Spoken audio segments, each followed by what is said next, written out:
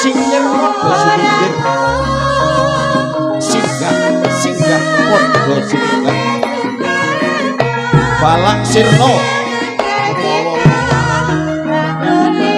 panter sasa dalanan tejo ageng luhur ketone jane sang pandhita ya ingkang kurmaten Gusti Sumba Manggala parang asta minangka pemadhang pemajar ing meh tau pamit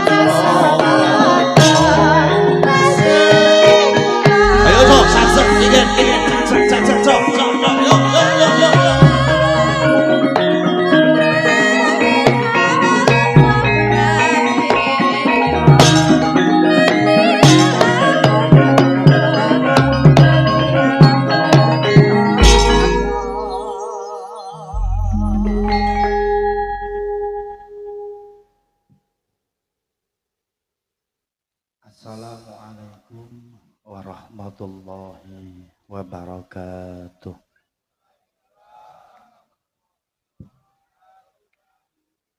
Ila hadratin Nabiyil Mustafa Sayyidina wa Maulana Muhammadin sallallahu alaihi wasallam wa alihi wa azwajihi wa ashabihi wa auladihi wa dzurriyyatihi ya Jibril ya Mikail ya Israfil ya Israil wa qulu malaikatis samawati wal arwa nuril hidayatilah syafa'atillah la ruhul qudus ya bina adam wa ummina hawa alaihi salam Nabi Ilyas Nabi Khidir Nabi Ibrahim Nabi Sulaiman Nabi Yusuf Nabi Dawud alaihi salam semua ila hadrati Sayyidina Abu Bakar Sayyidina Umar Sayyidina Utsman Sayyidina Ali karamallahu wajhah Ilaril Qudusi Sultanul Auliya Syekh Abdul Qadir Jilani radhiyallahu an fil Baghdadil Ma'i Sultanil Auliya Allahu akhiru zaman wa kullu wali wali Allah alinu jaba alinu qaba wa ali dzikrah wa auliya salihin wa lil khasalil maghrifatu bilah wa ahlil jihad fi sabilillah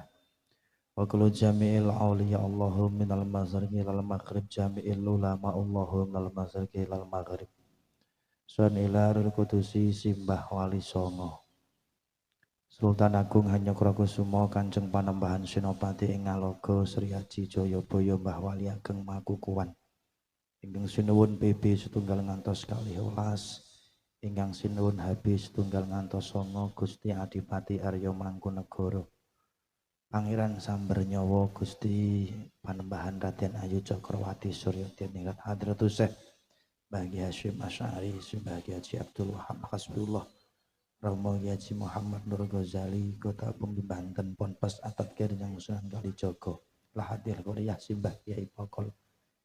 Allahumma ighfir lahu warhamhu wa'afihi wa'fu anhu jami'il ahlil kubur. Minal muslimina wal muslimat wal mu'minina wal mu'minat Sun ilaru Simbah Kasti, Simbah Sukemi, Simbah Tulus, Simbah Tasmi, Simbah Warmin. Sun ilal kudusi Simbah Suratmi, Simbah Karim, Simbah Tul Wahid, Simbah Kiai Jangkar ila ruhiha Simbah Khotijah, Simbah Wakinem, Simbah Samijem, Simbah Jumilah, Mbah Yasmini, Mbah Ngahat Paing. Allahumma ighfir lahum warhamhum wa'afihi wa'fu anhum bi barakatil Fatihah.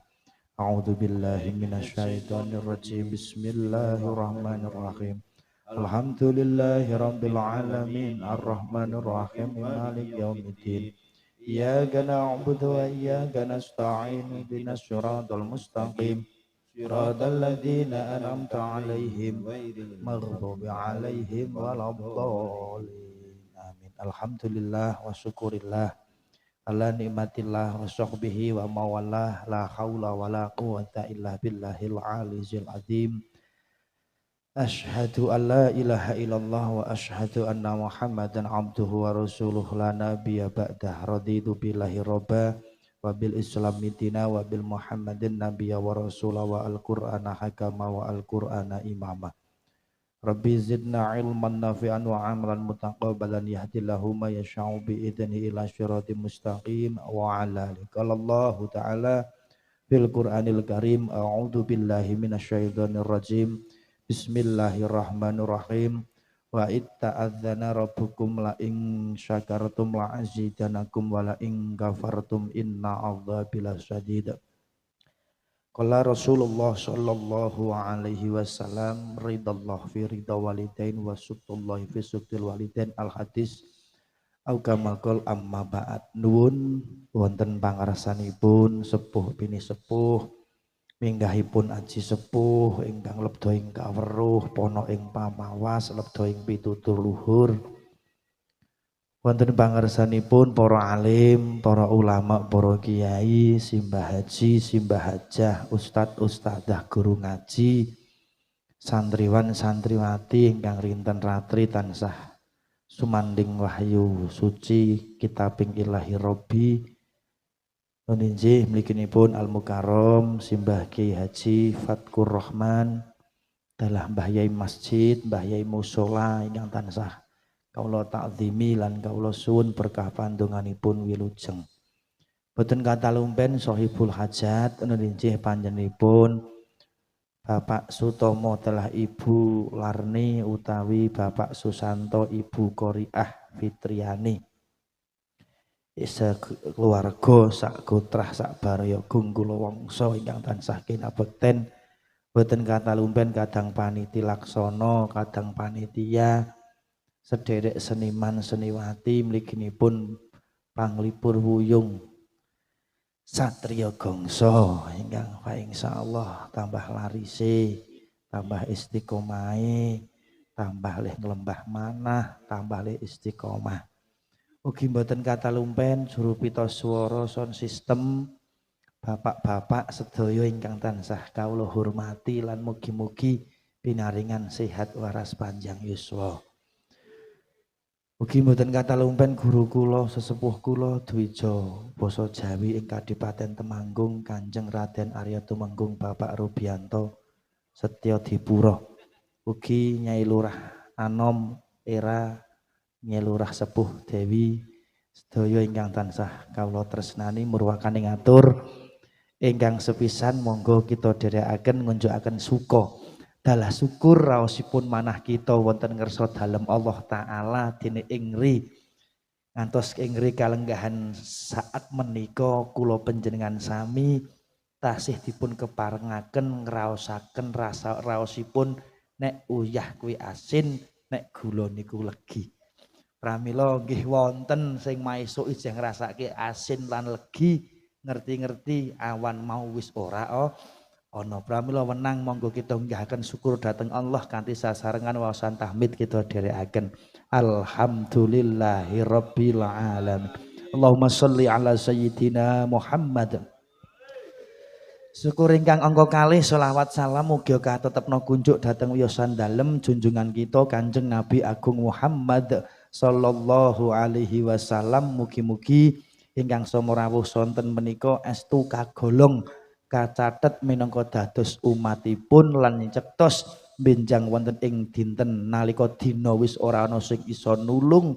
Aja meneh kok kanca bala keluarga selagine wong tuwa wae wis ora iso apa-apa mung sak njagake syafaatipun. Mugi-mugi kula panjenengan sami kareken kagolong minangka dados umatipun lan nyektos benjang wonten ing delahan yaumil kiamah. Mugi tansah pikantuk syafaat ingkang agung. Amin Allahumma. Para rawuh, bapak-bapak, ibu-ibu ingkang tuhu dahat kinabekten mundi dawuh saking Mas Susanto dalah garwa ugi Bapak Sutomo dalah Ibu Mbah Kaum nggih. Mbah Kaum kula sowan kini nderekaken adicara tigang perkawis Pak jan dawa Pak. Siji lairan bayi, ping pindho cukur gombak, ping telu khol jajal. Niki nek tak onceki per siji mon 2 jam ora rampung jajal. Kamu gitu. Ayo cikuk was-wasipun nggih Pak nggih. Niki ndak seledri Pak. Jan lemu-lemu nggih. Jan apik to. Matur nuwun wingi ya obati wingi legi gorengan kula kae bedol kene iki Pak. Nggih Mas Susanto kali Ibu Fitriani nembikan napa nembe nampi peparinge Gusti wiji sejati arupipun nang Jabang Bayi yang nembe mawon antawisipun setengah wulan lahir nuninjih Mbak Laras nek sing ageng Mbak Felis nggih niki alhamdulillah innama amwalukum wa auladukum fitnah. Setuhune anak lan bondo niku nek ora diati-ati nekake fitnah nggih Pak. Mergo dhuwit iso gedungsang-dungsang uripe yo. Nggih mboten. Mergo dhuwit iso saba wetan semowono barang kae. Wong duwe dhuwite cak njur angene cok werni-werni nggih Pak. Tenan duwite kathah kebutuhanipun nggih saya kathah nek mula nyuwunipun cekap ya Rabbi firli ora walgoni lak mboten enten to. Rabbi wajburni nggih nyuwun cukup. Nek wong cukup niku lek apa-apa saged Pak nggih. Lah Kakung alhamdulillah bondo karo anak niku ya nek ora hati-hati wah jan nyengsarani nggih Pak. Nek ora duwe ayo tambah nemen nggih. Omene wayah-wayah rame ngeten iki to Pak. Ad-dunya masra'atul akhirah. Dunya niku minangka tanduran ing akhirat wa mal hayatad dunya illa mataul ghurur. Setuhune dunya ku mung tipuan mecekake ati nek ora ngati ati janipun kula nggih jan Pak Kanjeng mah mbok tak mandhap nggih jan rapi nek rasane iki Mbak Kakung nang jopo ngandhap kabeh. Pak ngapunten nggih Pak. Kula mboten suul adab nggih. Kula jan ra kepiyakin nek mikul nggah kursi bang ora apa-apa. Sok nganu neh Mas Susanto, sok ben ana acara neh kayak kursi ya Mas. Ya, jari acara ngeten iki karo Mas Susanto kali Pak Kaum ajeng gawe selapan pisan. Arak ngene iki terus. Nggih. Lho tambah rezekine kowe Pak. Nggih sak bakdane ngundang dapure wong Kendal lak njur tambah rezeki to. Alhamdulillah satria gongso orang petuk suwe ora tau petuk ya Mas. Muga-muga ora petuk nang nggih ora tau ngejak. Sallu ala Nabi Muhammad. Niki donya niku nek ora ngati-ati walah ya Allah Gusti kakean donya kadang nafsune pengin werna niki Pak Susanto Mas dengah wong nem sak adik kula ya Pak Mas Susanto setengah hake wong tuwa teng anak niku wonten telu min hakul walad alal walid salah satun. Pertama napa jenengi anak nalika lahir niku tugasipun tiyang sepah njur nyukur rambute njur maringi asma nek ana rejeki dibelehke wedhus. Najan akekah niku sunah muakkad. Ning nek pancen jan babar blas mboten gadah ora niku ya ora dosa nggih. Nggih mboten dosa Pak ana nggih. Aja meneh kok wedhuse gek mendile ora duwe kok. Nggih, sinaosa dikukuhkan dipun hukum kukuh ning niku sunah muakkad mboten fardhu ain nggih. Nek fardhu ain ya kudu dilampahi ya nggih niku. Nek kakung kalih, nek wedok siji sami Hasan Husain cucunipun Kanjeng Nabi dalem lahir nggih belehke mendo dicukur rambute dingake koi. Niku nggih Pak. Niku nek wong jahiliyah riyin beleh wedhus getahe ditadai terus diusap-usapke teng napa niki rambute bayi. Ampun niku lak jaman jahiliyah nggih Pak. Nek sakniki cukup dipotong, lha ki nggon kumkuman kembang telon, yo banyune dilap-lapke nikilah wong Jawa. Mula jenengi anak wilut jenengan lak mboten ninggal bubur abang putih nggih Pak. Ilangipun jeneng manjinge ilangipun jenang manjinge jeneng ngawuri sinten kadang 4 kalima pancer. 5 6 wujud 7 raga 8 nyawa 9 sukma lair bareng sedinten saking margaina sanes pertapan benten panggenan. Ngoten niku nggih. Nah niku wong Jawa. Mula ana bubur baru-baru niku ana separo abang, separo putih. Niku tradisi tiang Jawi kaya dene wong cukur gombak niki lak sejarah teng negeri di atas awan. Dieng saking basa Kawidi niku nggih matur mbok biasa to Pak nyong malah riko nek kon barang. Nggih, suwanipun nggih Pak. Kula dongake sing betake unjukan iki sok Januari tindak tanah suci Pak. Sak dongake umroh. Oh nggih Mbah nuwun. Nggih matur suwun ajan. Jirolu, wah 5 wedange. Dodol wedang Pak ngaji. Nggih Mbah nuwun nggih Pak. Nggih. Assalamualaikum. Niki. Termasuk cukur gombak niku menawi dipun padosi dawuh secara spesifik nggih Kanjeng Rama. Secara aktual niku mboten enten Pak teng hadis. Teng ayat nggih mboten. Ning niku tradisinipun tiyang Jawi enten dawuh ngendika al adatu muhakamah. Adat niku kena kanggo senderane hukum, lamun adat niku ora ninggal tata krama sopan santun. Ngoten Pak. Dadi cukur gombak niku ana dawuhe nek teng Quran niku. Nek cukur rambut bayi nalika lair enten disunahke nggih Pak. Niku Pak enten to cukur bayi Mbah Dukun yo nyelapani bayi enten Pak. Njur selapanan brokoan bayi nggih. Nah niku dijenengi. Mula niki lak ngiblat sejarah Kiai Kolodete kalih Nyai Roro Ronce niki ngendikanipun abdinipun Kanjeng Ratu Kidul.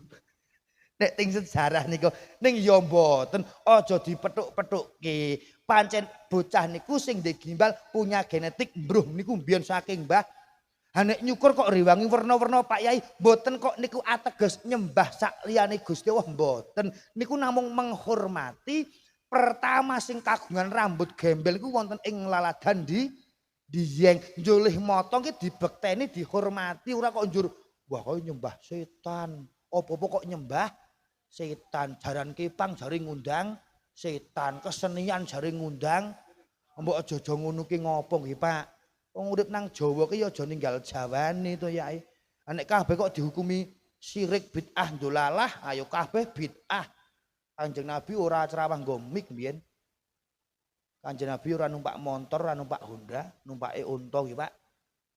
Pecis niku pecis blangkon niku napa syariat Islam nggih mboten? Budaya. Niki budaya Pak. Karepe napa nek kagem ngibadah men rambuté mboten lewer tengah niku. Nek cara budayane wong Mekah nggih sorban Pak. Ane njajal ngusungi rabuk kok nggo sorban.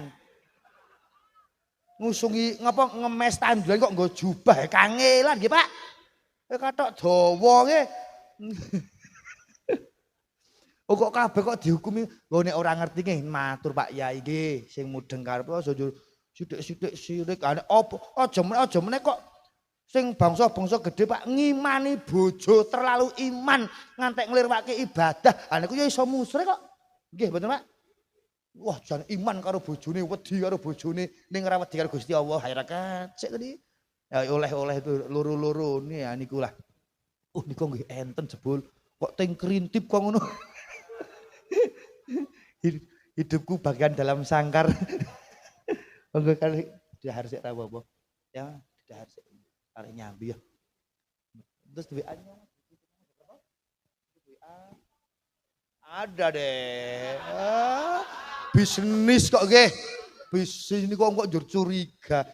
Nok ra yaumal yang fa'umalun wala banun ilaman atallah bi qalbin salim. Ada masanya ada masanya anak dan harta tidak ada manfaatnya kecuali ati sing cepak karo Allah, ati sing slamet saka cacat. Termasuk curiga ki cacate ati kowe. Wong meng bisnis kok. Bisnis bakulan apa to apa ngono. Nggih. Maringi asma anak Mas Susanto pertama wajibe wong tuwa teng anak lahir maringi asma. Asma niku kinarya donga. Nenek wong Belanda ngendika apa arti sebuah nama. Niku lak wong luar negeri Mbah Kakung. Nek nggon dhewe asma kinarya donga. Anake nyong tak jenengi slamet upamane men paringi slamet. Anakku tak jenengi Nugroho men entuk kanugrahan. Anakku tak jenengi Satria Gongso. Satria ki lak kasatria to, Gongso lak gamelan. Wuh. mandang gede dadi tukang tatah gamelan. Tukang tatah gamelan, tukang apa? Tukang bakso ora gathuk Iman. Gongso kok mbathik. Niku ngemu donga. Nggih ning nuwun sewu, Mas. Sinten mawon nek ajeng maringi asma anak, nggih nek saged sing enten maknane nggih, Mbah Kakung. Ning sakniki cok enten jenengi anak ki ngiblat bintang film. Ning takoni jeneng apa takoni maknane ki ora ngerti jek. Nek mandang ana ya anak mung jenenge anak ki jenengan Arab bareng nggih pareng. Ning nggih kedah ngerti maknane apa meneh Arab salah sak huruf salah makhraj tajwide pun benten maknane. Nek jenenge anak nggo basa Arab ya matur Mbah Yai sing mudeng babakan basa Arab. Jenenge anak kok anake metu apa nang lanang. Kula jenenge Arab Pak Kiai, sok ben dadi kiai kok jenengan. Amin kalau gitu. Jenengane sapa? Jahanam nggih, Jal. Niku lagi Arab ta Pak nggih? Nila artine lak neraka to niku. Wah, gedhe niki nyolongi rondo ae, Cik. Jenengane Jahanam. Ya jenengan sing apik, Mas. Nomor loro metu meneh jenenge Arab Imam Syaiton. Walah lah ngono. Imam ki pimpinan, Syaiton ki demit. Sing nomor loro, nomor telu lanang melih Pak, jenenge Ibnu Musyrikin. Ibnu ke anak musyrikin wong sing bangkang kalih aturane Gusti. Walah, gedene mlebu metu Kapolsek ora rampung-rampung. Assalamualaikum. Ya niki maringi anak asma anak ya sing tenger Arab nggih. Jawa malah nek wong biyen maringi asma anak jan Jawa tulen nggih Mbah Kakung. Yen kula ki ana jenengan wong lanang tasih gesang sakniki jenengane Saru. SARU niku tulisane Pak Saru jenengane iki. Ha kok jenenge Saru to Mbah nek biyen ki nyong ki garak nglekasi ngunggahke kap to ngunggahke gendeng masang usuk kok krasa nglairke bocah kok nyaru-nyaru njur jenenge Saru. Jan jane ora gathuk ya Pak jenengan kok Saru. Pun enten neh Mbah Parjan laire bulan Sapar. Ana sisine Mbah Denan. Blantik wedhus yen kula biyen mbok nilih ngeden tenanan iki ya jenengan ki sok wong Mbah Tumpuk. Ning enten Pak jenengan menungso paling aneh sak donya aneh dhewe. Pak Rebo kok laire dina. Wah kuwi aneh lho niku. Mbok nilih ngeden Rebo nih Pak. Lih nglairke ngeden kok sewengi sedina sewengi ora bodol bekakas. Ngarep buri so bodol kabeh. Ya Allah, muga-muga dusun apa mriki niki ya? Dusun Pengkol Pak Rufi. Dusun Pengkol Desa Ngawonggo Kaliangkrik. Kula ki nggih ra suwe syukuran kaji. Tang ngisor kene pon dhuwur. Ning pundi? Maron. Nggih. Mriki niki lak sing kondang wisata Nepal Panjavan nggih. Kula ki arek ring Maron, gek dereng ngerti mriki to. Buka map tak Maron Temanggung karepe lak ajeng Maron Kandangan niku to. Kok iso tekan kene tak golek iki no Pak Bambang dokter to. Maron to omahe iki. Kok buka map Maron Temanggung tekan mriki kula. Tahu kula delalah kesasar tekan kiri kok njur job kiri kok ndelidir ae. Berkah para sepuh para pepunden to Pak. Wong anggere mlebu desane wong nggih ya uluk salam to Pak nggih. Syukur-syukur uluk salam kagem Simbah Kiai Satrioko. Gamelane Ding. Sapa Mbah Kiai Pokol nggih. Iya niki ki arep apa punden jebul Pak. Kula uluk salam mau teng jero mriku etok-etok kaya pinter-pinter kok. Ayo kirim Fatihah nggih Pak. Saged lak mung ndongaake to. Kok sonillah lebutusi Simbah Kiai langsung krong nyong ora mung punden nang kene. Nyong uga pahlawan kemerdekaan mending nguri Pak. Jebul ki pahlawan iki tenan ra sembarangan. Jebul Mbah Pengkol niki ya ora mung napa Pak, pepunden nggih.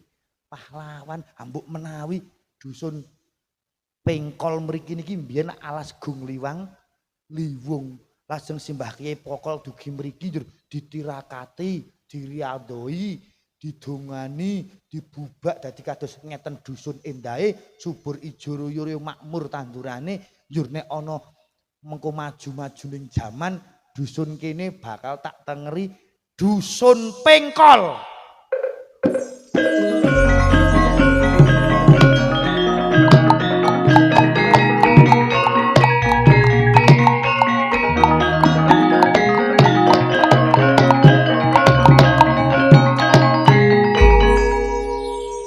Mula mboten kudu disembah namung dibekteni, dihormati, dikintun donga nggih Pak.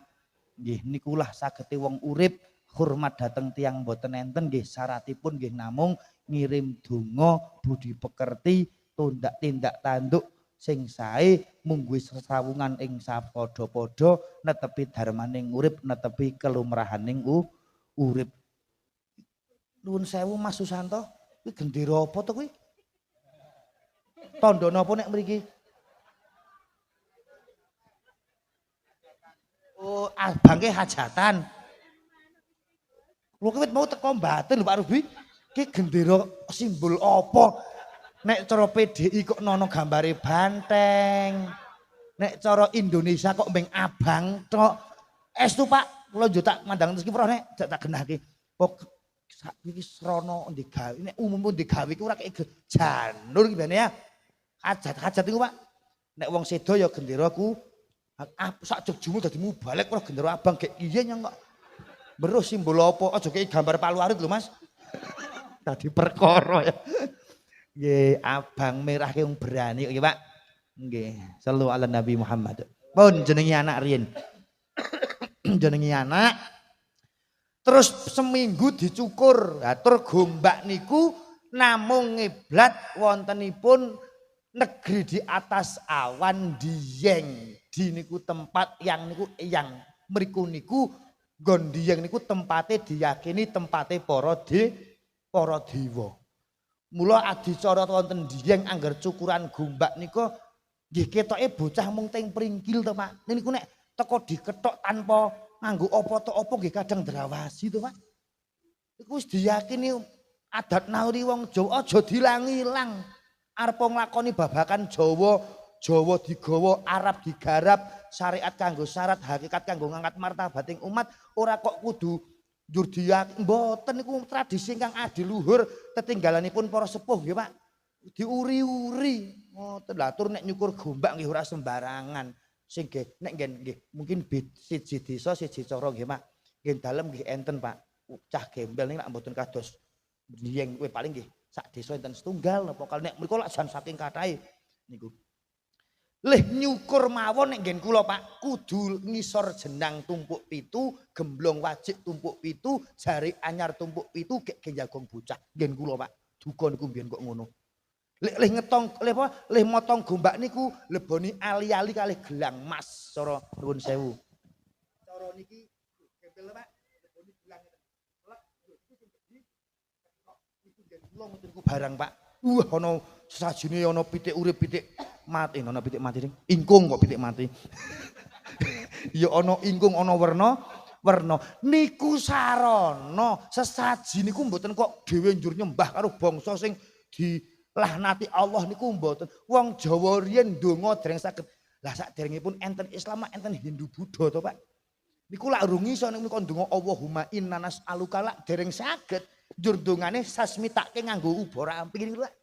Ana golong duda ya, ana mbeteni Ki Ageng Mekukuan ngoten enten wilujengan enten golong mbeteni Kanjeng Nabi garwa putra sak sahabatipun ngoten nika.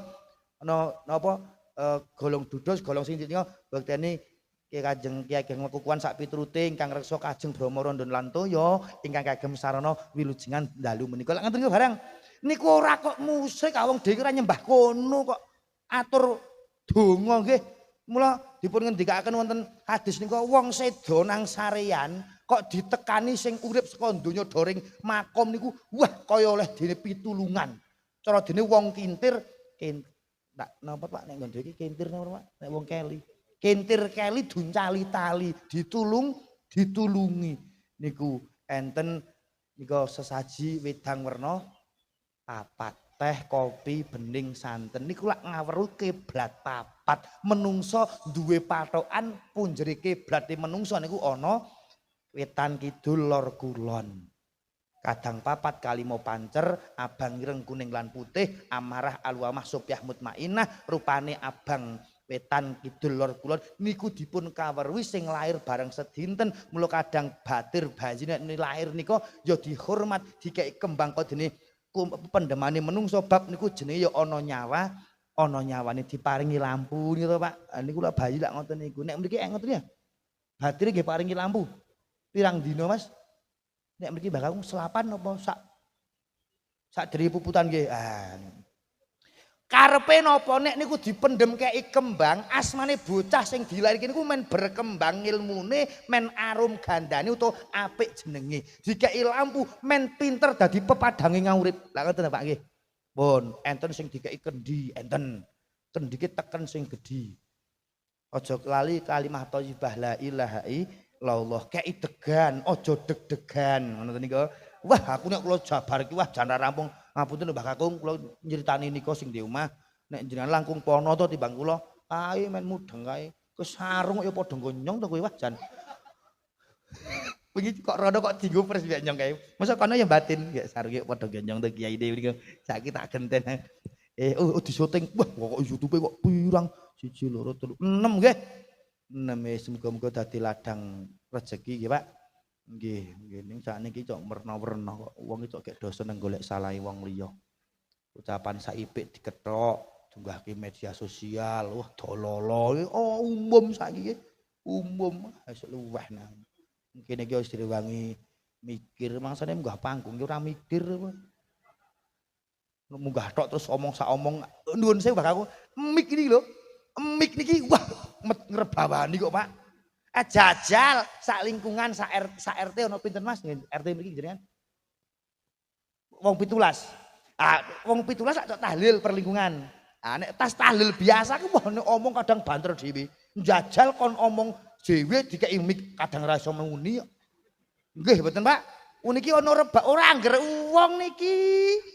Tenan pinilih. Ya jal mau pinilih kaya ya wis mugi-mugi sami sehat ya Pak. Ya Gus mung sami mbabar raos kok nggih Pak.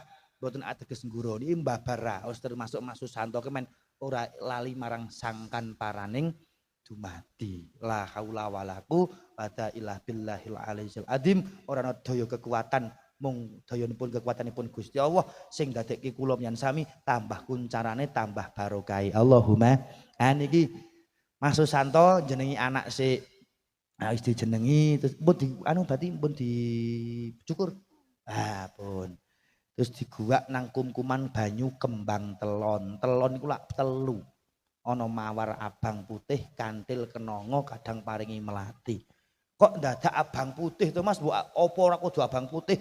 Niku ya sasmita melih putih saking getihipun bapak, abang saking getihipun Simbok dumadi purwa sejati rupanipun nang jabang bayi niki sing bakal mendem jero mikul dhuwur wong kei kenanga men dadi kenang-kenangan kei kembang melati sok nek wis tak tinggal pake karo mboke ora ana uripmu nang donya sing kon ngati-ati kantil men asmane wong tuwa kumantil ana sak jroning ati mliki ndak enten Pak nek acara pembidalan jenazah enten acara berobosan ngoten niku mboten enten nggih enten sing niku lho Pak, arep dangkatke njur.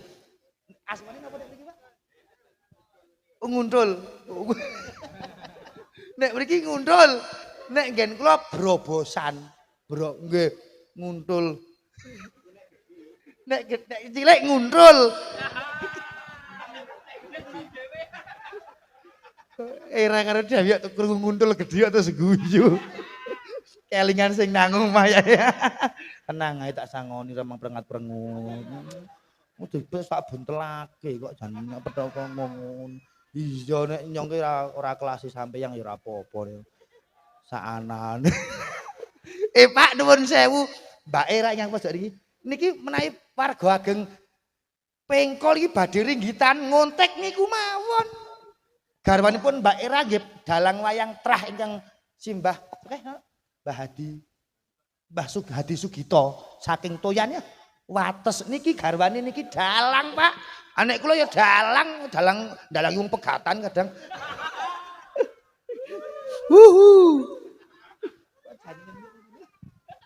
Satrio Gongso ya Allah. Nyong juga kapan-kapan ya. Kapan-kapan ya. Malam laju ya. Assalamualaikum. Mbak Ira ya pancen anu kok cara wukune iki wuku apik kok ya. Sae Mbak Ira ki. Enggak ora. Orang gomik wong nang YouTube nanya. Padha pinggire Mbak Ira iki, Mbak Dewi LPGS iki ya. Bejo kuwi.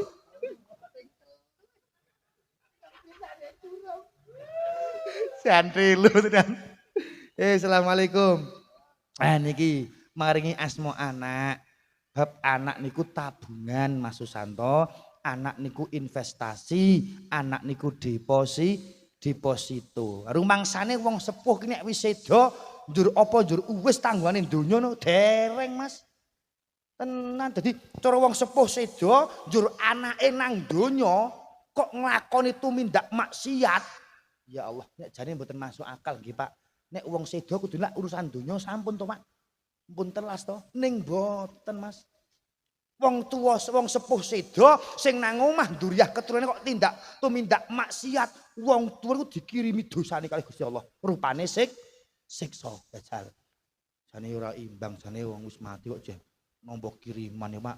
Nek transferan duit bareng ora apa-apa. Transferan kok dosa ngene wegah nggih. Nikilah mangkane Mas Susanto sak garwa dalah Mbah Kaum nggih nyota sakuran siji bayi lahiran kaping kalih cukur gombak. Wah werna-werna guwak. Nek ting dieng ya ting Tanji Arjuna njur potongane gombak niku diguwak maring Tlaga Warna.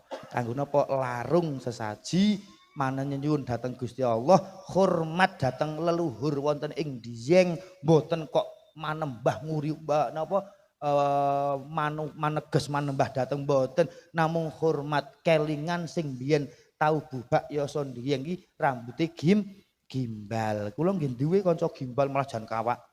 Cok ngedram iki. Kawak gimbal.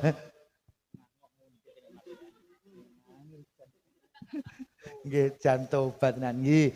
Jenenge anak pun jenenge anak sing apik Mbak Laras. Wah, kok kaya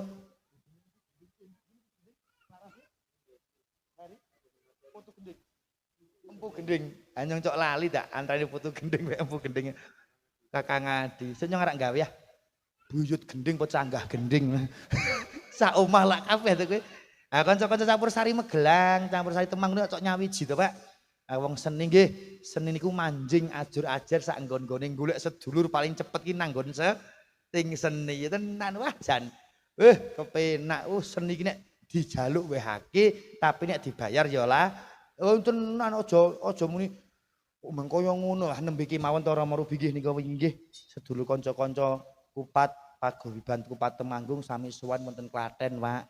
Lak nembe mawon to niku enten kejadian tukang kendang dikepruki wong nonton gara-gara njaluk lah laguane wis kabeh awale rembugane wis rampung kudune nggih sampun to.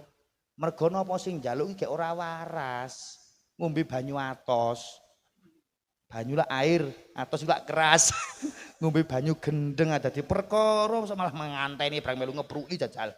Aja kaya ngono, seni ki endah letir-telane leluhur para pujangga para duwija sing kudu diuri. Bahkan wayang kulit niku sampun wayang kulit niku diakui UNESCO dunia nggih Pak. Termasuk seni-seni Jawa niku aja. Seni ki endah nganggo rasa, ora nganggo kepruk-keprukan kaya ngono kuwi. Ora angger wong dadi seni, mboten kabeh wong iso nglampahi nggih Pak. Kathah to contone Kanjeng Rama guru kula iki Pak Rubi kan nggih. Napa Pak Dwija basa Jawi. Dosen wonten Temanggung mriku. Iku kan sok ngajari permadane niku to. Satu kelas ada 500 orang. Engko sing dadi gelem metu payu lak mboten kabeh to, Pak. Nikulah kanugrahaning Gusti Allah. Mboten angger wong belajar seni ki njur iso nglakoni kabeh. Nek seni niku nek pengen njaluk apik ya aja njaluk murah, nek pengen murah ya aja njaluk apik. Wong penonton ki mirsani lak nek ampun dados to, Pak. Contone Satrio Gongso niki gek zaman pertama mbubak. Zaman pertama latihan iki kadang rak gelut karo kancane bareng kok. Ngene larase ora ngene. teng Bengkereng to. Jeneng kula jan nyawang wis dadi kok. Wah, Edian Satria Gongsoe pancen apik empun dadi. Ora ngerti prosese. Wong kok kadang nyawang apike tok. Nggih to Pak, kula ya tau. Nggih, kadang latihan ora mangkat tok. Kadang melu payu kok usul pertama nyong JI. Nggih, asalamualaikum. Nah niki pun Mas.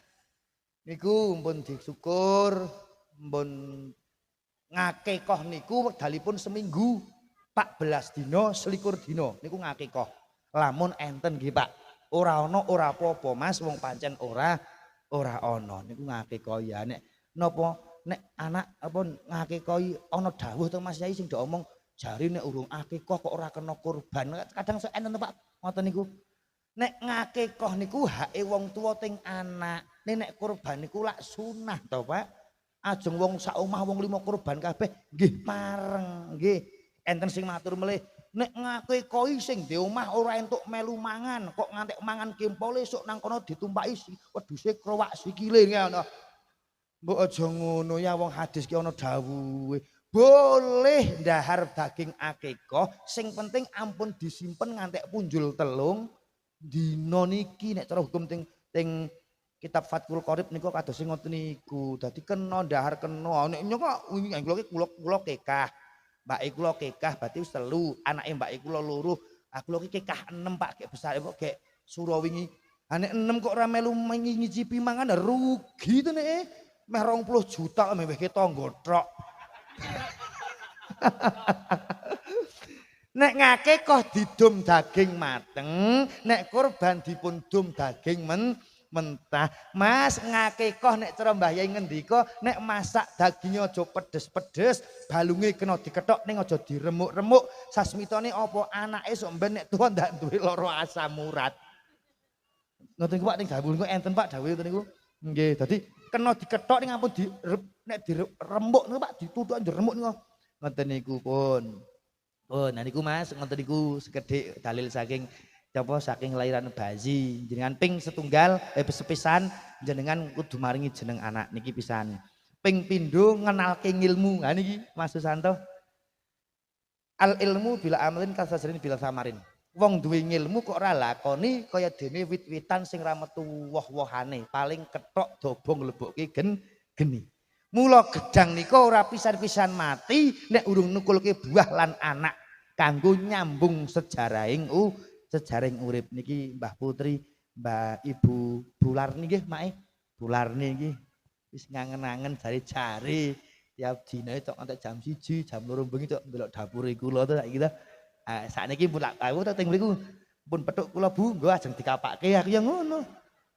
Wis nggih mula nek kepengin pethuk karo wujute kon ngeling-eling asmane ngono Pak. Maksudnya pripun? Sami kula jenengan ngeling-eling terus asmane Kanjeng Nabi, ngeling-eling terus asmane Allah, yakin muga sok pethuk kalih ndate. Allahumma. Nah ngoten dengan thariqah nek cara Mbah sepuh-sepuh nggih thariqah ngoten niku qafsir. Dadi nek mengarep eling pengiran jane saking gampange anggar niat karo nutuki gamelan karo menyeti orjen jane ngene to karo ngene kono Allah. Astagfirullah. Boleh sing penting aja la ilaha illallah. Maksudnya napa? Ucapan la ilaha itu kalimat thayyibah ucapan paling sae. Tapi nek gen nuntun wong mati nek cara Gus Bahan niku samar, Pak. Nek enten wong ajeng sedo.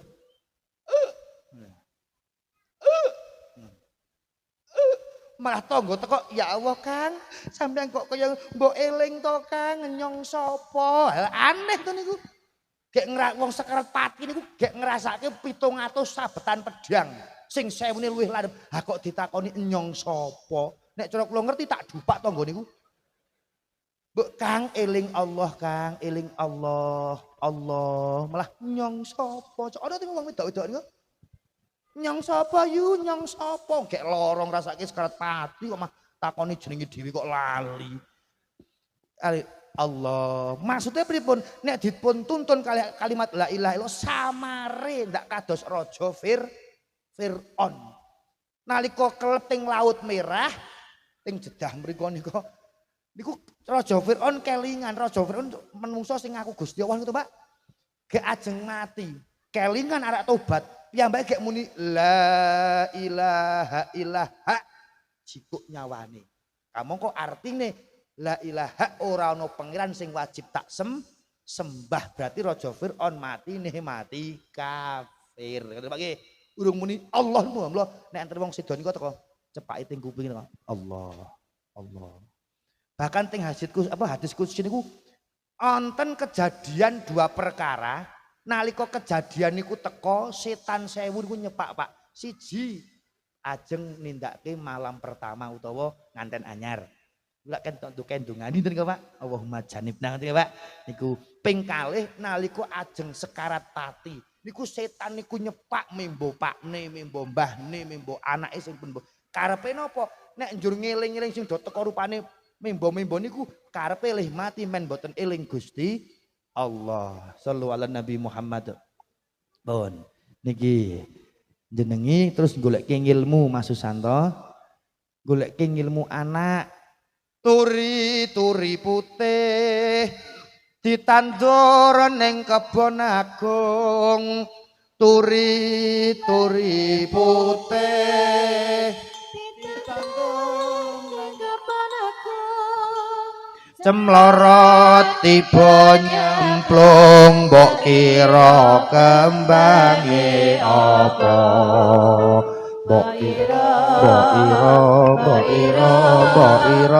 ira kembange apa salatullah salamullah ala toha rasulillah salatullah salamullah ala toha rasulillah salatullah salamullah ala yasin habibillah salatullah salamullah ala yasin habibillah mumpung sira urip ngibadah mbok sing tertib mumpung sira urip laku mbok sing tertib ngeling ana yen wis mati ora bakal bisa bali ngeling ana yen wis mati ora bakal bisa bali salatullah salamullah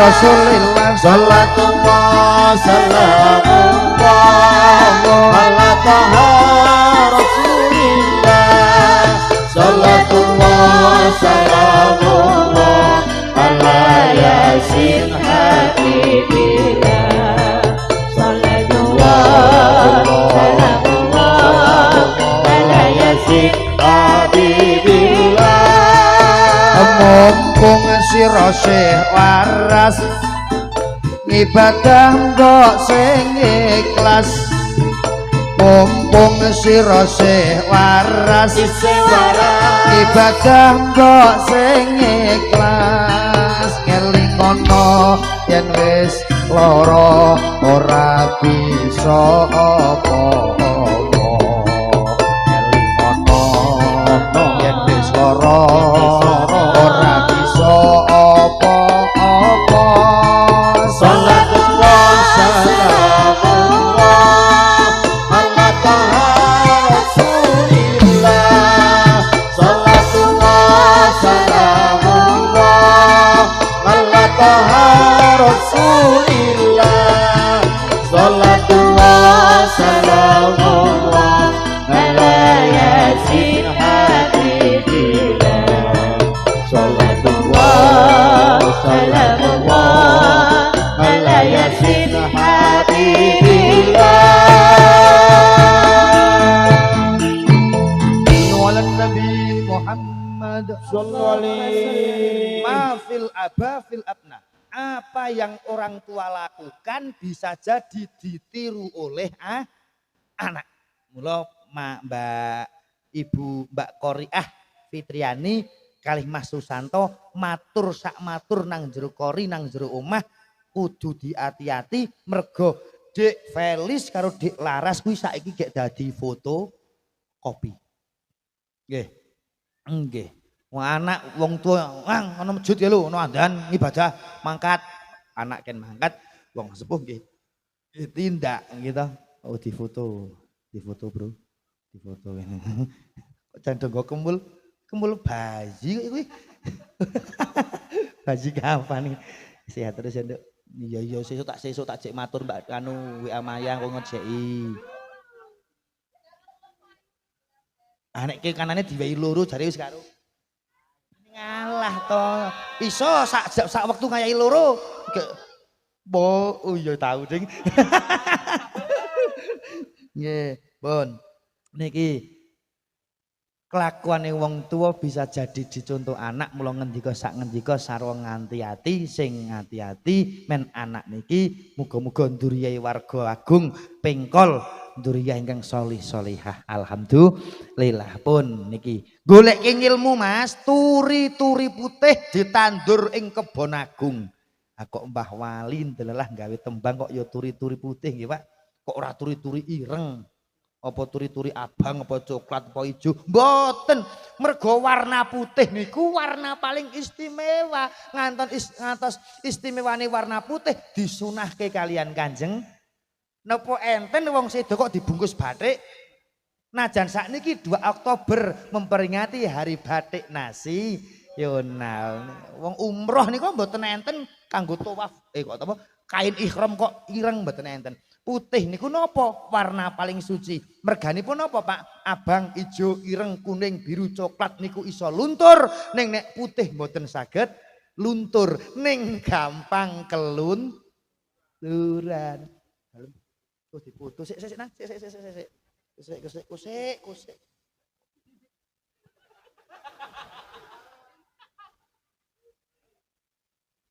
Satria gongso begegeh ngene men ketok kok kok dijeki barang anu kok. Siap. Tahu.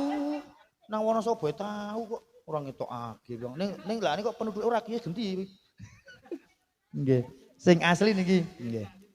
Nggih ora jenenge Mas. Oh nggih. Wis tahu kok nyong ora pangling kok. Mas gawan kotak to.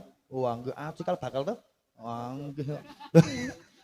Turi-turi putih niku ora iso luntur ning gampang kelunturan. Napa niku kulu maulidin juladu ala fitrah. Bayi lahir dalam keadaan suci, mbuh gedene engko dadi apa tergantung pripun tiang sepah anggenipun murui paring panggulawenthah dateng anak. Nikilah tugase wong tua awit sak menika ngupakara anak merga napa Pak? Nek wong tua nglairke anak mesti pengen uripe anak, pengen ngerti gedene anak, pengen ngerti suksese anak. Nek anak ngrumati wong tua sing darep-arep matine. Lho nggih wong tua mangan enak kelingan anak nggih Pak De. Kakung tenan mbok antek nuwun sewu kados Mbah Kakung ngantos sesepuh kadang tetep anake madang purung makmu. Lha kadang ta putune demen niku wong tua Pak, anak-anak kula iki wingi diundang ngaji teng Hotel Artos Magelang. Walah lih menawi napa lih menawi maman ku ora umum. Juan. Ah kula ki teko mangan walul ora kelingan mboke karo Pak nang omah barang jajal. Kakung kok kiai nini. Nah niku lah wong tuwa. Wo apa-apa kanggo anak. Ngantek bodo sing ora tuku apa-apa. Jawa. Anu Pak majeng mriki nyesek mawon Pak. Nggih. Nggih. Kersane Jawa nggih sing akon pengiran kok nggih Pak. Marai subur tanduran Allahumma nenek kekerepen ya sing meme mbako mesake nggih pun Mas sone Mas diamankan oke ya apik pertahankan sound sistemnya asmane no Mas Fast audio sound system oh ya dongake paringi laris kula ki seneng dongake tukang musik tukang sound paringi nggih tukang oh nggih ta? Endi? Oh niki oh tukang kratak barang nggih saiki. Ayo ora apa Mas menawa sok ben Gusti wong ngersake sampeyan dadi bos kratak kok ngerti. Lho dalan rezeki kok. Wah ndak ketampon. Ki nek mula Satria Gongso iki cekatan, Pak. Entengan. Oh langsung benek-benek iki ditutupi. Nek cara ora kira saja gongso ora mungkin nak ngono ki barang. Ya mesake orsene asine iki ya mesake orsene barang gitu. Wah larang regane. Pun turi-turi putih. Putih ora iso luntur ning gampang kelunturan. Nikilah anak ngadepi zaman milenial kados sak menika, zamane jare zaman kemajuan, wong ki nek kemajuan malah mboten sae. Contone teng lampu abang ijo nika kok nerak garis marka niku mergo kemajuan. Ngerti-ngerti ya Mas, bayar pajak dendane enten teng niku Pak, mergo kemajuan niku ora apik kemajuan. Zaman kemajuan ning nek kantek kemajuan nggih dadine mboten sae. Ditandur teng Kebon Agung. Kebon Agung niku nggih napa? Nggih papan-papan kagem pados ilmu. Mliginipun sekolahan, luwih langkung-langkung teng pondok pesantren aliyah diniyah TPQ. Anak niku men saged sekolahe ya pinter ngajine. Ingkang baken Mas Susanto kalih garwa dalah ingkang para rawuh, anak wayahe sekolah nggih ken sekolah, anak wayahe ngaos nggih ken ngaos. Mbuh pinter, mbuh bodho, sing penting empun berusaha, wis sekolah empun ngaos. Innallaha yabghalu kulla alimin bi umuri dunya. Allah paling boten remen mirsani kawulane sing mudhek-mulek perkara urusan dunya, ning jahilin fi umril akhirah, bodho banget perkara akhirat. Mulane dunyane kecekel, akhirat nggih kecekel. Nek ngandikanipun para ngalim, dunya dioyak akhirat ora melu, kok ngoyak akhirat dunya insyaallah nderek. Bab napa kula panjenengan gesang wonten ing alam berbrayan menika nggih ora singlar ya kudu duwe bondo duwe donya kagem sarana ibadah. Njur mangke sakniki Mas Susanto gek ndongake anak kekalih, Pak Kaum gek ndongake putune, Mbah Kakung ndongake putune, bapak-bapak ndongake anake. Jebul ana mangsane yen wis tekan titi mangsane hanekani wong tuwa saiki ndongake anak, ning suatu saat sok pancinipun dugi wong tuwa nggih butuh dongane anak. Nggih Pak nggih. Nggih bener wong sedo niku nggo ngamali dhewe-dhewe. Ning Kanjeng Nabi dawuh, idza matabnu adam ing qata anhu amaluhu illa min salasin sadaqatin jariyatin au ilmin yungtafa bi awwaladin sholihin yatulah. Anak putu Adam lamun ta wis seda pedhot sedaya amalipun kejaba tigang perkawis, siji sedekah jariyah, loro ngelmu sing manfaat, telu anak sing ndongake marang wong tuwa. Aja nganti wong tuwa sampun wonten alam bariyah siji wae nono sing kirim kados ngoten sambate wong ting alam bariyah. Robbi laula akhartani ila ajalin qarib. Ya Allah, mbok nyuwun kula urip sedina mawon ting dusun Pengkol, kula tak salat, tak sedekah, tak ngibadah kados ngeten rasane wonten ing alam bariyah.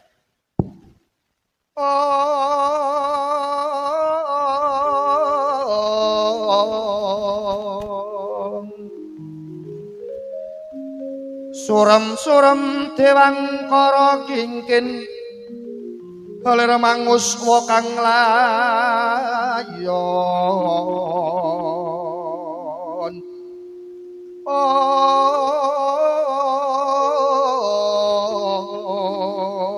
Denya ilang kang manise wadananira layu kumel kucem harah nyomaratani.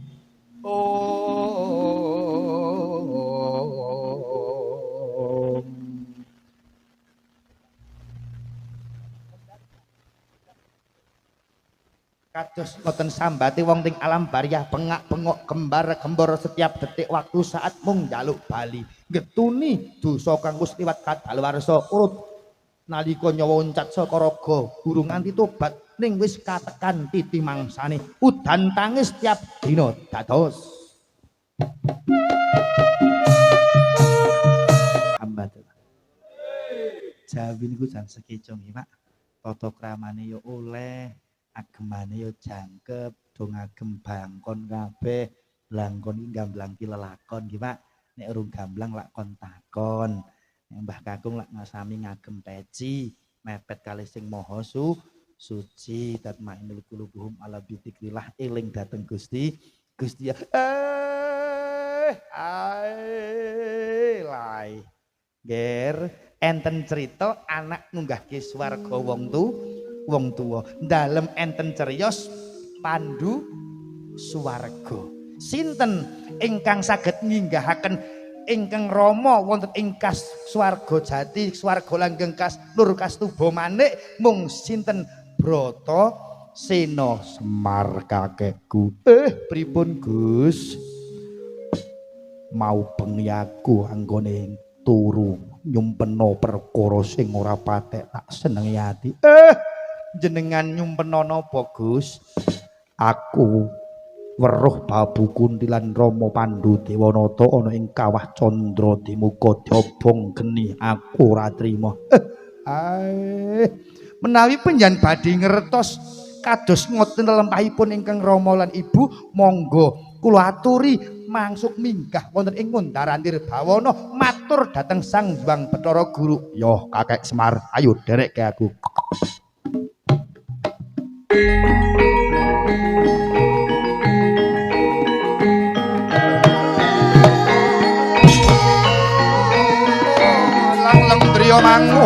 mangungkung kanduhan rimang ler lengo kang tanpa kandun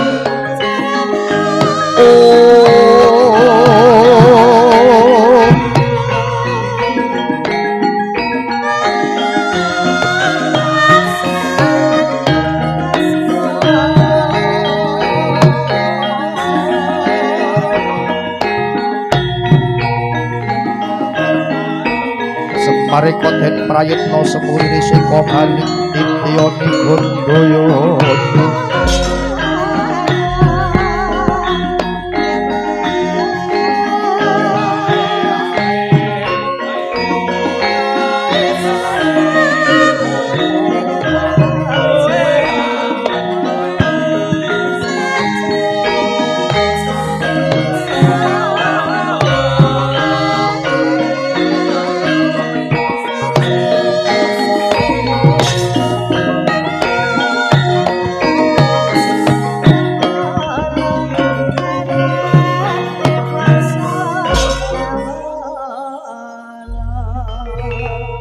Mareka den prayitna semuriris eka balik Tityani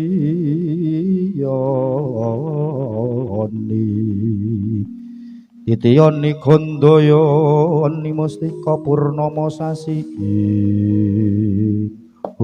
wilah ngawigna mas tunamas sidam sekaring bawana ger titahulun Joko Kendil Joko Kendil guru kakekku Bratasena ora katimbalan mangayen sowan ana ing ngarsa ulun ya gene kita wani munggah ning kayangan jungkring saloka ana karep apa aku pengen takon marang guru kakekku takon apa Bratasena perkenjong Pak Pangmarudayang ditekon wong adi guru nyuwun dawuh menika Bratasena minggah wonten ing kayangan Suralaya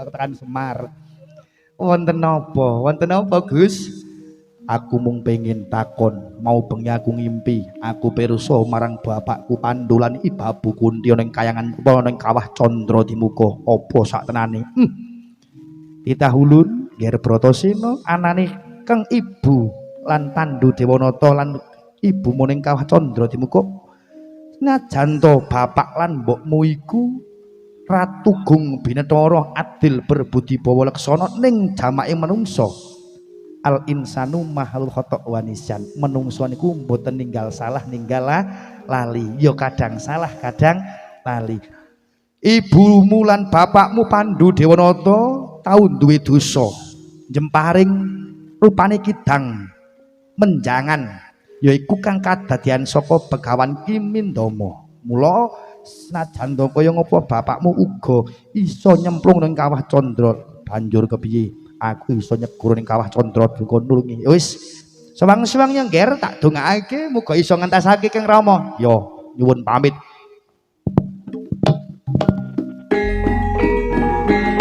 ger longening kalambang jalapan gamuncar tinon lir kekunang sureng sorote tanpa dan kasolan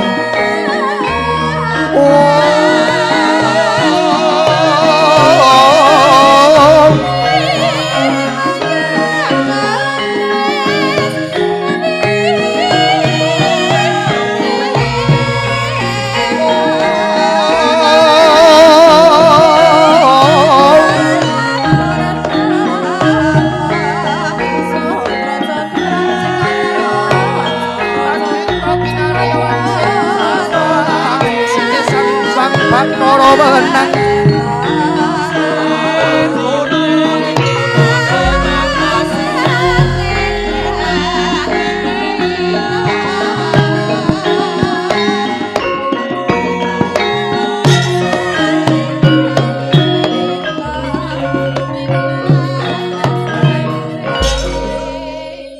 suplian sekedhik jebul anak niku iso ngunggahke swarga wong tuwa anak iso nyafaati wong tuwa enten ceriyos wong tuwa sampun manggen wonten ing kasuwargan langgeng ingkang putra manggen wonten ing juranging kasengsaran rupane neraka sidang pun temokaken saking para dewa para jawata sidang rapat paripurna ning ora amuk-amukan wong dewa kok beda nek dewa saiki amuk-amukan kumpulan brangi nggih niku jebule mbokne dipakne takoni Kang yu sampean kok nang swarga anake sampean kok nang neraka piye nang kowe iso nang neraka nggih malaikat kula mbiyen jaman nang donya ora tau dikon ngaji kon sekolah ora tau culke sak karepe dhewe dikandani ora tau apa bener Kang mbok iya niku pancen salah kula malaikat iso mawon anak nglorot wong tuwa saking swarga nyemplung ting jurang neraka mergo anak mboten dipun dalanke ting dalaning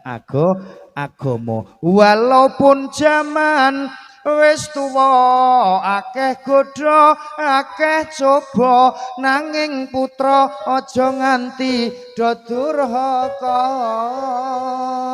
walaupun zaman wis tuwa akeh coba akeh godha nanging putra ajarana tuntunan agama muga-muga putra kita dadi mulya Allahumma pinter ngaji bisa ndongakno wong tuwa Allahumma amin ndongake wong tuwa termasuk napa putra wayah nembe wonten pondok pesantren wonten sekolah nikilah investasi seorang wong tuwa mula tinggalane anak tinggalane wong sedo apa tinggalane wong sedo enten telu sedekah jare kulo makrufin sedekah perbuatan bagus niku diganjar kodene wong sedekah sedekah jariyah ngelmu sing manfaat niku napa Mbah Kakung meling dateng putu nang nek nandur sledri ki ngene iki lho nek ngrumat lombok ki ngene iki niku kok dilampahi ingkang wayah lampahi ingkang putra ngantek benjang penjan sedo kok niku jah dilakoni jenengan wenang setiap dina nampa ganjaran mergo ngamali jah lakoni Allahumma nah dadi ngilmu mboten kedah ngilmu agama to Mak ilmu pertanian perternakan perondoan apa kae permusikan musik permusikan niku nggih ngilmu mula ngilmu niku kelakone kanthi laku lekamlo ditandur ting kebon agung pundi sekolahan pondok pesantren ditandur ning kebon agung Cemlorot lah niki kata-kata Cemlorot napa ngertos Pak putra wayah jenengan putra ingkang sakniki nembe wonten pondok pesantren nembe sekolah sapa ngerti mangke maju-maju ning jaman iso dadi bupati Magelang Allahumma sapa ngerti nggih Pak jengkol kok jengkol pingkol kok ana sing dadi pejabat pengpengan enten dadi mbah yai kondang inilah wong tua nembe berjuang ngeten nggih Allahumma termasuk Mas Susanto adalah ibu Qoriah terus Mas rasah samar bondo sak dirham sing geng ragati anak golek ngilmu cuk bakal diijoli Mas sak gunung Uhud Allahumma niku ping 3 sinten anak sing ndongake karo wong tu mula enten to Pak wong tua matur ngeten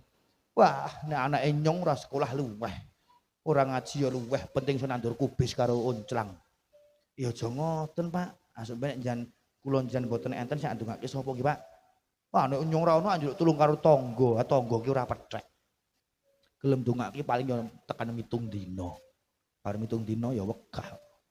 Ndongake nek paling nek 40 ya Pak. Nek dundang, ora mungkin to Pak. Ora mungkin ndongane beda nek anak solih lan solihah. Mas, jam 4:30 kurang ayo diparingi donga tolak balak. Muga-muga Mas Susanto dalam mbah kaum pinaringan sehat waras panjang yuswa ingkang sama rawuh pinaringan selamat donya kubur akhirat. Putri ingkang dipun ingkang dipun cukur gombake muga-muga rahayu ora tukul meneh. Muga-muga diparingi penduriah ingkang solihah Mas Susanto sak keluarga gampang lih golek pangupa jiwa. Ora suwe pengajian kaya ngene gedene daleme yo apik, ora suwe lek iso tindak umroh nyang Mekah lan Madinah.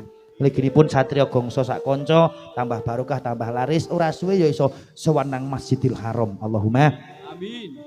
Dados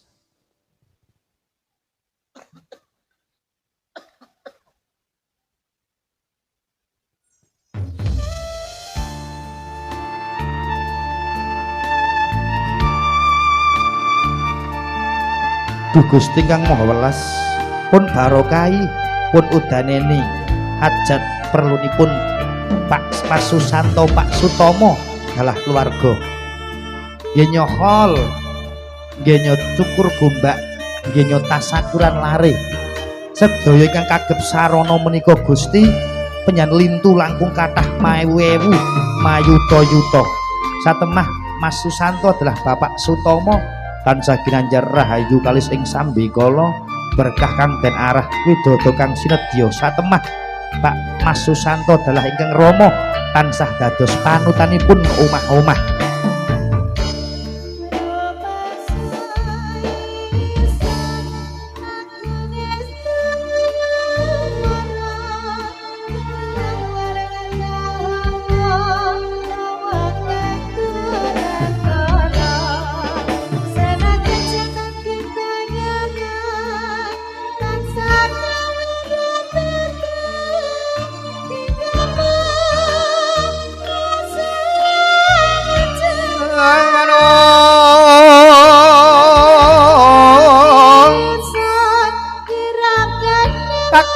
Sangka pirang urinang kol kinempit kempit dusang retnaning sawana yo si tukang lalang ati yo si tukang kudu gering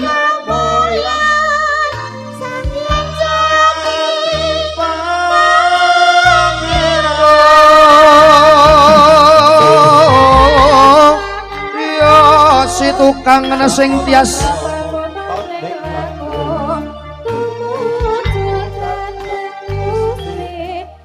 kang amoropo dumadi manunggaling kawula Gusti rentet ati bakal dumadi mugi ingsun tanpa piranti.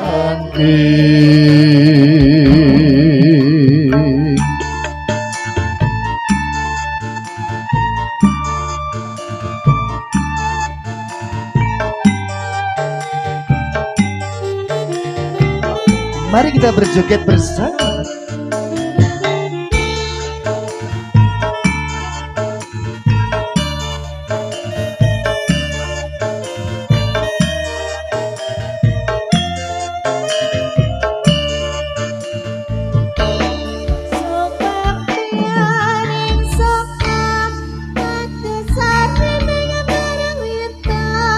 Kakang kawahan hari-hari sedulur papat limo pancet aduluri Mas Susanto yang sak keluarga anjanggung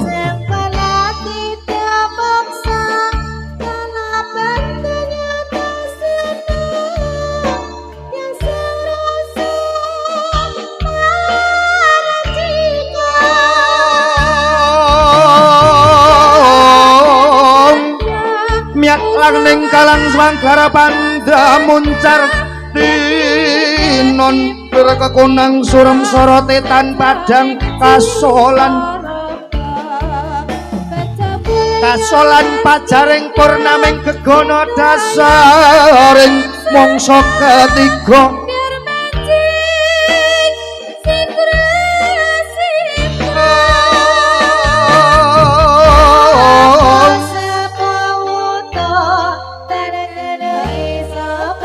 prayitna lakune ngreki marga satrunira si iblis kekinter ngubengi jagat satriya tata sambada wiratama katon sewu kartika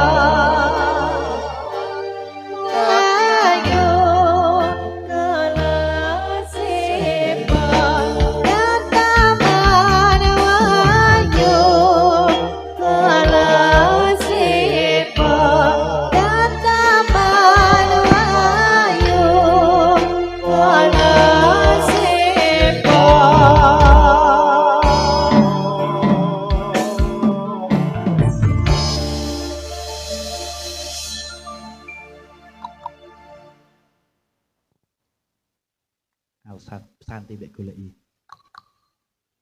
Santai pokoke. Wong lek ngasar setengah 5 pas nggih, Pak, ngasar nggih.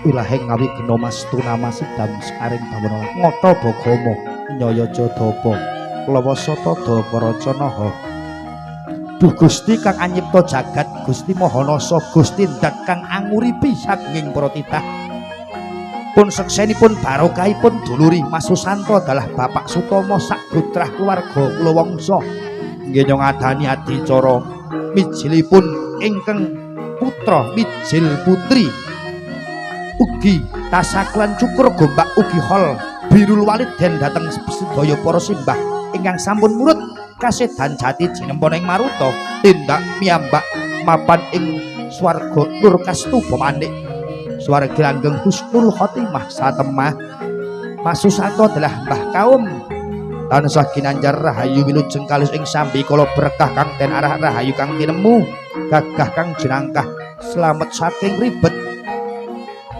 ingkang sama rawuh sonten menika pinan sehat waras panjang yuswa duriyah solih solihah keluarga mawaddah warahmah beto sakinah satemah balak boten tumomo wonten keluarga Mas Susanto dalam mbah kaum mliginipun wonten ing dusun Pingkol Ngawangga balak sekawitan balingitan saka kidul baling kidul saka kulon baling ngon saka lor baling arup balak ngarep ngisor dhuwur ngarep buri kiwa tengen kasingan dening para dewane sinek senen para nabi lan para wali para pepundhen lan para luhur kiblat 4 5 pancer hang ngamping-ngampingi anduluri ajatipun Mas Susanto sak keluarga adalah keluarga agung dusun Pingkol ingkang semerawuh mugi kanthi sarana nenuwun wonten ing sonten menika anjalari Mas Susanto adalah sak keluarga menang nampi kanugrahaning Gusti arupi tambah barokah rezeki barokah ilmu barokah dzurriyyah ugi ingkang sama rawuh sedaya tetaneman wonten ing dusun Pingkol ijo ruyu-ruyu subur makmur manggihi regi ingkang awis anjalari warga Pingkol sak kiwa tengene dadi janma ingkang netepi darmaning urip netepi klumrahaning urip Pingkol Ngawangga Kaliangkrik Kadipaten Magelang Baldatun Thaibatun Warabun Ghafur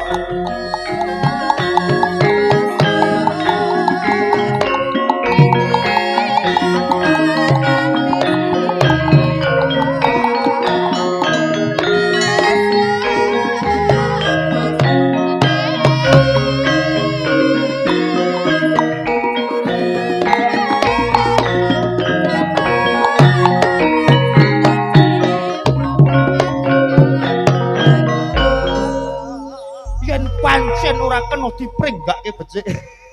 Wis. Nggih sesepun mboten apa ya oleh agamane oleh sak jawine nggih Pak. Wis mugi-mugi sehat panjang yuswa.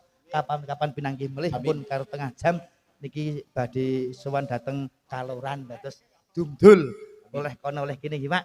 Wis nggo sareng-sareng nyuwun dateng Gusti Kang Mahanasa mugi-mugi mboten pepanggihan wonten ing Pingkol mawon sanes wedal saged pepanggihan teng makomipun Kanjeng Nabi. Wa ala niyati hajat biqabul wal ijabah. Al-Fatihah. A'udzubillahi minasyaitonir rajim. Bismillahirrahmanirrahim. Alhamdulillahirabbil alamin arrahmanir rahim maliki yaumiddin. Iyyaka na'budu wa iyyaka nasta'in ihdinas siratal mustaqim siratal ladzina an'amta 'alaihim. Astaghfirullah rabbal baraza. Astaghfirullah minal khotoya Rabbi. A'udzubillahi minasyaitonir rajim. Allahumma shalli wa sallim ala sayyidina wal awwalin wal akhirin wa sallim radhiyallahu tabaraka wa ta'ala an kulli sahabati rasulillahi ajmain. Alhamdulillahi rabbil alamin hamdan syakirin hamdan dzakirin hamdan arifin hamdan na'im hamdan yu'afini amma huwa fi mazidah ya rabbana lakal hamd kam yang bagi jalalika wa azim sultanik. Allahumma shalli wa sallim Muhammadin salatan tunjina biha min jamil awali wa taqulun jami'al hajat wa tutahhiruna biha min jamil sayyiat wa tarfa'una bika 'alal darajat wa tubalighuna biha aqsal ghayat min jamil khair fil hayati wa ba'dal mamat. Salatu wassalamu alaika ya sayyidi ya Rasulullah quds bihati khalaqilati adrikni. Allahumma ya hayyu ya qayyum hamid. Allahumma ya qahhar ya jabbar biflam. Allahumma ya muhaimin ya salam biflam. Allahumma ya barakatuh fadilah wa adamul mubin wa syiril mubin wa darakatul alam wa syirul barakatuh haqul yakin wa bi hajati ya Allah kesempatan hajatipun Pak Susanto telah Pak Sutomo yang sak keluarga leginipun ugi warga ageng pinggol ingkang sama rawuh nur syafa Allah maka fa'in syad min syadhikal fadlan wa rahmatika ya arhamar rahimin. Allahumma ighfir lahu warhamhu wa'afihi wa'fu Allahumma ighfir lahu warhamhu wa'afihi wa'fu Allahumma ighfir lahu warhamhu wa'afihi wa'fu anhum. Allahumma anzil rahmatan wa maghfiratan ala ahli kubur min la ilaha illallah Muhammad Rasulullah. Allahumma arnil haqqa haqqan warzuqna. Ya ayatuhan nafsul mutmainnah irji'i ila rabbiki radiyatan mardiyah fadkhul fi ibadatil jannah. Rabbi habli minas sholihin Rabbi habli minas sholihin Rabbi habli minas sholihin. Allahumma hasil maqasidana wa maqasid dunya Rabbi ighfirli wa li walidayya warhamhuma kama rabbayani shaghira. Allahumma subhana wal bala wal wabai wal qati jam'at wal mautin fujati wa jamfitani ma la yakshifu ghairuk. Allahumma in kana rezeki ya Allah Pak Susanto yang sak keluarga. Allahumma in kana rezeki ya Allah ingkang sama rawuh. Allahumma in kana rezeki sedaya ingkang wonten mriki ya Allah. Allahumma in kana rezeki fis sama'i fa'anzilhu wa in kana fil ardi fa'akhirna masyaallah wa in kana haraman fa'angribu. Allahu latifum bi ibadihi yarzuqu may yasha'u wa huwal qawli satriya gongso campur sari. Allahumma inna nas'aluka salamatan fi dinina wa afiyatan fil jasadina wa jiyatan fil ilmina wa barakatan fi rizqina wa barakatan fi rizqina wa barakatan fi rizqina taubatan qoblal mautina wa rahmatan dalam mautina wal maghfiratan ba'dal mautina. Allahumma hawin alaina fi syakaratil mautina wa najata minan nar wal akhwa idal hisab hasbi min syalil mubi hajatina ngotobogomo nyoyo jodo polo wasyoto korojanoho Rabbana ba'da hadaina wa hab lana innaka antal wahhab Rabbana atina fid dunya hasanah wa fil akhirati hasanah wa sallallahu alaihi wasallam Muhammad wa alihi wasallam subhana rabbika rabbil izzati amma yasifun wa salamun alal mursalin walhamdulillahi rabbil alamin. Saking para rawuh Bapak Ibu Mbah Kakung Mbah Putri makaten semanten kekirangan kalepatan S7 ing kula pribadi sekirang ing seserepan dene wonten leresipun yaktos pitedah saking Allah taala. Mugi Pak Susanto telah mbah kaum yang sak keluarga ugi warga masyarakat ingkang sumrawuh kersa medhah tangguling samudra nyempiaken seh tirtane pangapura teng jasad kula sak kanca sak sireping hastungkara mandhapipun pepeling dhateng Kang Maha Agung. Hadanallahu wa iyyakum ajmain. Assalamualaikum warahmatullahi wabarakatuh.